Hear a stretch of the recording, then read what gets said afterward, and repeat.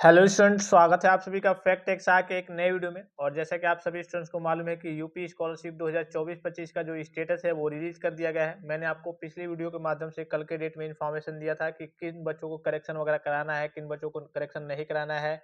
आपका अगर स्टेटस इस प्रकार से शो हो रहा है तो इसकी स्थिति क्या है, इस प्रकार से शो हो रहा है। सभी स्टेटस के बारे में मैंने आपको जानकारी दी थी, सभी स्टेटस के बारे में मैंने आपको लाइव सेशन भी प्रोवाइड किया था और एक आपको वीडियो भी प्रोवाइड किया था। ठीक है, एक और लेटेस्ट नोटिफिकेशन जारी किया गया है। ये जो है विशेष करके अल्पसंख्यक कल्याण विभाग के द्वारा ये नोटिफिकेशन जारी किया गया है, लेकिन डेट वगैरह सभी के लिए सेम रहने वाली है। जिन बच्चों को करेक्शन वगैरह कराना है तो उनकी क्या डेट रहने वाली है करेक्शन की, देखिए ये लेटेस्ट ऑफिशियल नोटिफिकेशन फिर से रिलीज किया गया है कि बच्चे वंचित ना रह जाए। बहुत सारे बच्चे करेक्शन के बारे में लगातार पूछ रहे हैं कि सर हमें करेक्शन का कैसे पता चलेगा। तो करेक्शन की डेट देख लीजिए और आप अपने लॉगिन पे जाकर के वहां पे चेक करते रहेंगे। मैं आपको लाइव वीडियो भी प्रोवाइड करूंगा कैसे आपको करेक्शन वगैरह करना है। तो यहाँ पे देखिए सबसे पहला पॉइंट आपको दिख रहा होगा, त्रुटिपूर्ण आवेदन को छात्रों के स्तर से सही किया जाना। यहाँ पे ये जो दिख रहा होगा ये कक्षा 9-10 के बच्चों के लिए है और ये कक्षा 11-12 और उससे ऊपर के जो बच्चे पढ़ाई करते हैं, कोर्स वगैरह करते हैं यूजी पीजी और डिप्लोमा के, उनके लिए है। ये विशेष करके जो नोटिफिकेशन रिलीज किया गया है ये माइनॉरिटी करिए कि माइनॉरिटी कास्ट करके जो बच्चे हैं उनके लिए रिलीज किया गया है। लेकिन यही सेम डेट आपके मेजोरिटी के बच्चों के लिए भी है, अर्थात general OBC SC ST minority सभी के, मेजोरिटी और माइनॉरिटी सभी बच्चों के लिए यही डेट वगैरह रहने वाली है।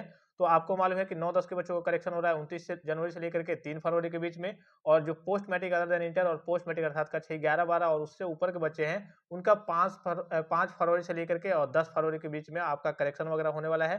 तो जितने भी कक्षा 11-12 और यूजी पीजी और डिप्लोमा के बच्चे हैं, कोई कोर्स वगैरह करते हैं, तो वो 5 फरवरी से लेकर के 10 फरवरी के बीच में एक्टिव जरूर रहेंगे। उसके बाद से कॉलेज में आपको कब तक जमा कर देना है, तो 3 फरवरी के आसपास करिए कि जो प्री मैट्रिक के बच्चे हैं उनको जमा कर देना है और 13 फरवरी 2025 तक जो पोस्ट मैट्रिक और पोस्ट मैट्रिक अर्ध इंटर के बच्चे हैं उनको जमा कर देना है। उसके बाद से संस्था लेवल पे यानी कि इंस्टीट्यूट लेवल पे आपका फॉर्म करिए कि देखा जाएगा। अगर आपका फॉर्म सही पाया जाता है तो आगे की ओर फॉरवर्ड किया जाएगा, समाज कल्याण विभाग को फॉरवर्ड किया जाएगा। अगर गलत पाया जाता है तो वहीं से रिजेक्ट कर दिया जाएगा। तो इसकी भी डेट 7 फरवरी है प्री मैट्रिक के बच्चों के लिए और 13 फरवरी है आपके पोस्ट मैट्रिक और पोस्ट मैट्रिक अर्ध इंटर के बच्चों के लिए। तो यही आपके करेक्शन को लेकर के एक और करिए कि लेटेस्ट नोटिफिकेशन जारी हुआ था। अब ये समझ लीजिए जितने बच्चों का pending at district scholarship committee दिखा रहा है उनको बहुत ज्यादा घबराने की जरूरत नहीं है। उनका जो अभी फॉर्म है, जो विश्वविद्यालय बोर्ड एफिलिएटिंग एजेंसी वगैरह होता है, उनका वेरिफिकेशन वहां से सत्यापित नहीं किया गया है, इसीलिए अभी आपका फॉर्म पेंडिंग में दिखा रहा है। जैसे ही वहां से वेरिफिकेशन कंप्लीट हो जाएगा उसके बाद से आपका फॉर्म वेरीफाइड कर दिया जाएगा। अगर रिजेक्ट करने लायक होगा तो रिजेक्ट कर दिया जाएगा। लेकिन पेंडिंग वाले बच्चों में